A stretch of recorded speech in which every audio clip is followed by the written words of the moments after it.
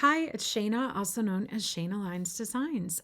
In this little video, I've created a small swatch of garter stitch, and I am going to be adding a contrast color I-cord trim, leaving space, this 3-hole buttonhole space. So let's get going. I have knit one row of my contrast color, and so the way that I'm going to be creating this I-cord trim is actually on the wrong side of the work. The I-cord sits pretty nicely on either the right side or the wrong side, and in this particular case I wanted to establish a row of my contrast color.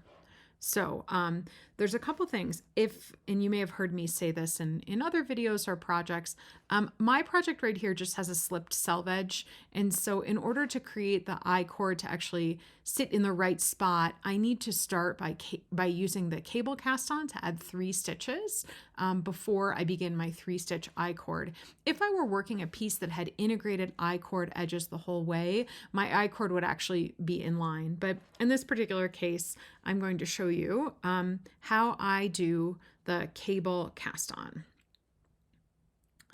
I insert the needle in between the first 2 stitches.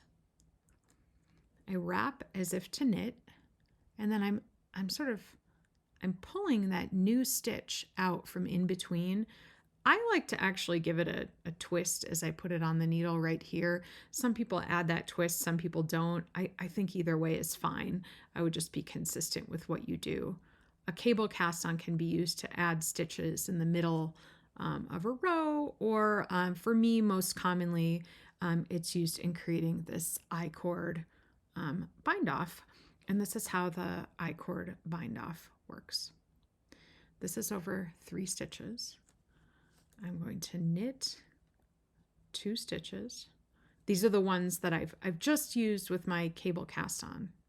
And now I'm going to knit the next 2 stitches together through the back loop. The reason I have that gray stitch right there is I had used the slip selvage. That's why it's the opposite color. I just wanted to mention that. So now I have my 3 stitches, and I'm going to return them back to my left needle. I never change the side I'm working on, and the yarn is coming out of the back, but allowing it to come around and re-knit this first stitch is what creates that really nice I-cord tube. So I've bound off 1 stitch. I'm going to do that again. Knit 2, and then knit 2 together through the back loop. I've seen people do an I-cord with a standard knit 2 together. I happen to prefer the way it looks, knit 2 together through the back loop. Again, you pick what you like. So I'm going to keep going with this I-cord until I have reached the spot that I'm ready to make my buttonhole. I'll get there quickly.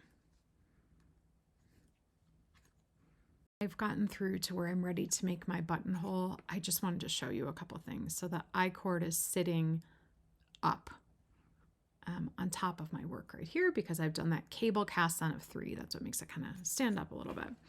Now I've reached the spot where I'm ready to make a 3-stitch buttonhole. So in the I-cord bind off, we normally return the stitches to the left needle ready to work. In this particular case, I'm actually going to leave them right here because I'm going to be creating a buttonhole over these 3 stitches by binding them off without working them. And here's how it works. I slip the next stitch to the right needle, slip 1 stitch, slip 2, and then I slip it over. I've bound off 1. I'm going to do that one more time. I've bound off 2, and then this was just marking for me sort of that middle place. And then I've bound off 3, and then I want to return it back to my left needle. So I can show you right here. I've got my bound off stitches hiding out right in there. Now I want to work my I-cord for 3 stitches without attaching it. So I will return my 3 stitches to my left needle.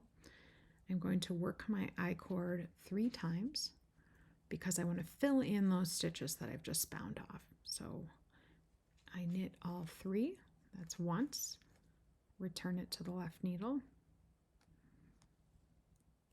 knit them twice,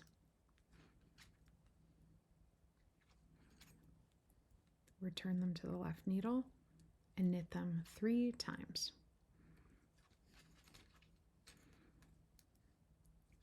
And then return it to the left needle. So what happens right now, I'm just gonna sort of hold it up quickly and show you. I have bound off stitches, and then I've created new stitches to take up that place. So the I-cord has been created unattached. I will go back and resume my I-cord bind off.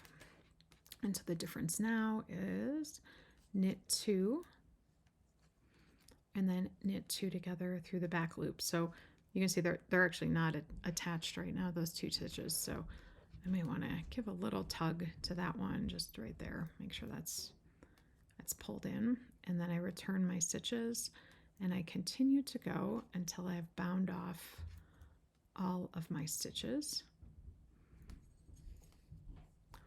When I get to the last 3 stitches, I can cut my yarn and use a tapestry needle to pull the yarn through the final 3 stitches. I'll get there in just a moment. I'll show you what that looks like. I have bound off my stitches. I have these last 3 live stitches. You can do a couple different things. You can bind them off. I find that it works just as well in this application to cut the working yarn and use a tapestry needle to just thread it through those live stitches, because this doesn't add any more. It doesn't add any more bulk.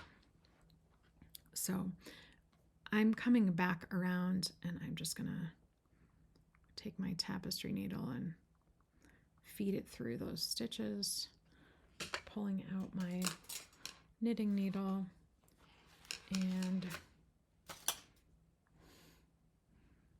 securing that into place, and then I can weave that back in. The I-cord creates that little tiny tube, so it's a nice place to actually put your tail of your yarn. So this is the wrong side of the work where we've just created this little inline buttonhole. I did not do a great job with that end, did I? I'll just cut that so it's not so we're not staring at it. Okay, but now I've created that contrast edge, but check that out. There's my little buttonhole. And so the neat thing about this as a technique to add buttonholes for trim, if I did this and it was too big or too small, it's not a ton of work to rip out and redo that edge. So I'd want to check and make sure that my button was the right size, but I think it's sort of a neat finish, and I use that in a couple different things. So I wanted to share that with you here. Let me know if you have any questions.